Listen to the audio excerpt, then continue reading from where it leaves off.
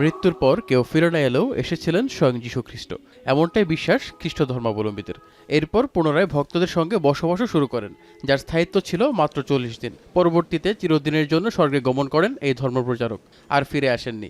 ঐতিহাসিক এই দিনটি ছিল রোববার, যেটিকে তার অনুসারীরা ইস্টার সানডে হিসেবে পালন করে থাকে।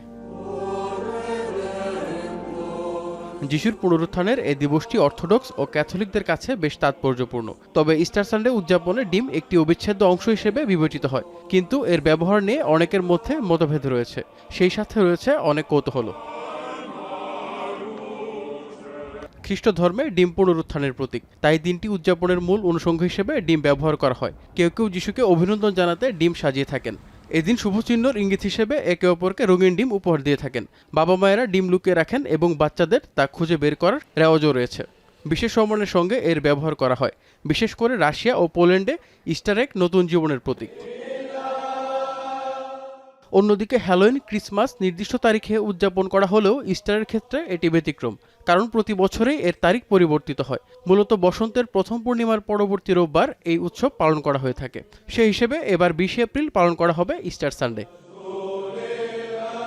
শনিবার রাত থেকেই গির্জায় গির্জায় ইস্টার সানডের প্রার্থনা শুরু হয়ে যায়, যার অপর নাম ইস্টার ভিজিল। মোমবাতি জ্বালিয়ে রাতভর যিশুকে স্মরণ করে ভক্তরা।